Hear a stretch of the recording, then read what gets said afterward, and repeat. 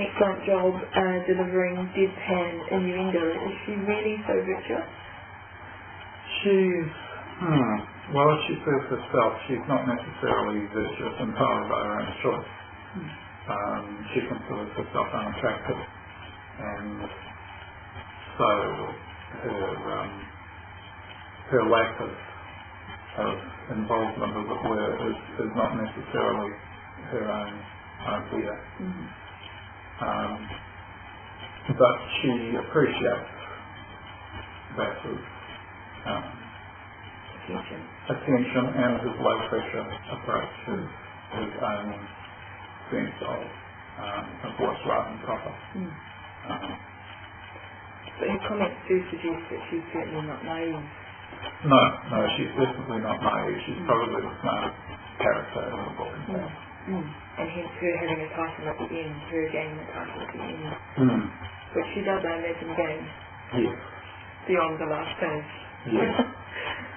Yes.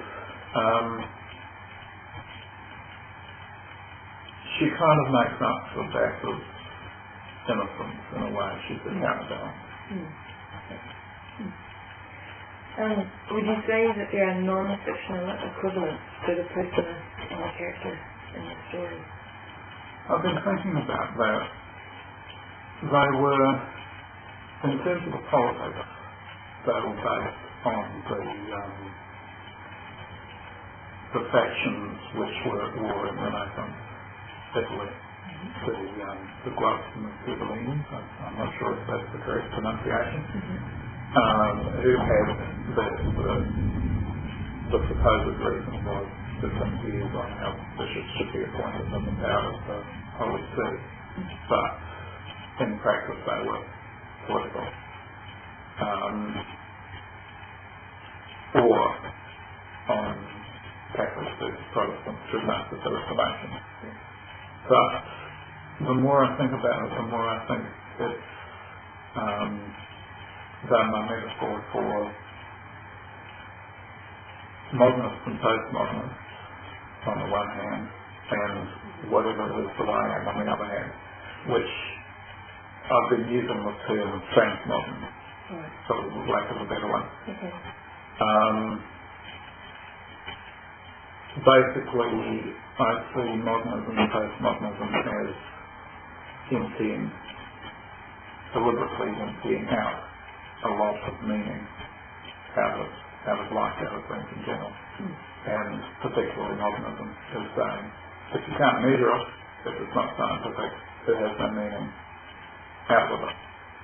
And then postmodernism comes along and says, look, everything's empty. Whereas transmodernism says, well, actually, it's empty because it's been empty. And you should maybe examine your assumption that there is nothing but the mask, that there is nothing but the superficial, that there is nothing but what you can see and touch. And that there might actually be something behind that that's real.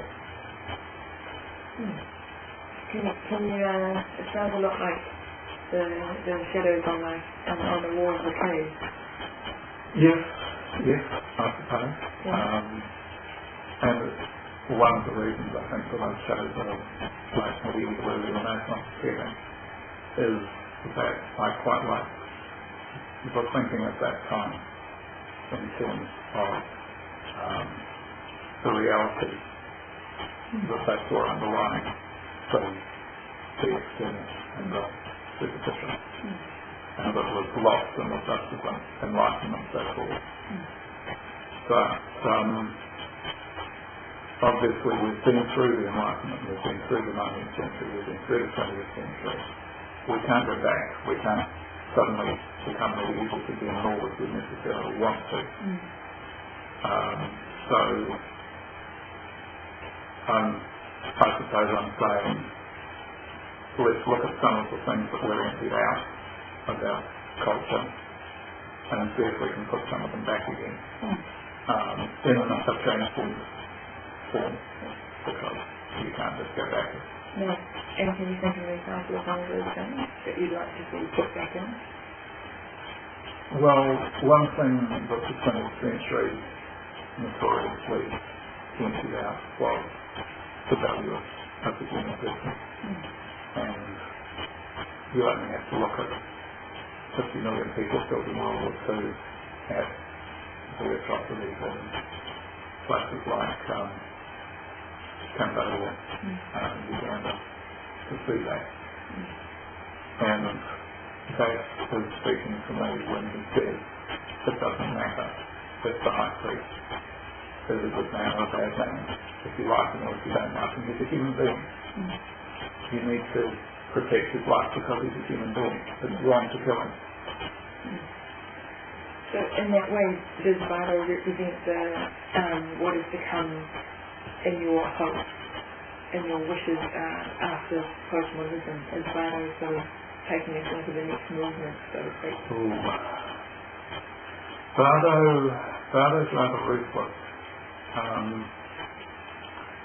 And as Corey said, I don't think he necessarily considers the value of the human life to be inherent. No, I don't think Bardo's taking it forward. No? Even though he presents a whole lot of hope for the city of Mars? He does, but the hope that he presents is a hope that goes back to a hardline, old-style monarch. Turning back the clock, and I don't think that's the way forward for it.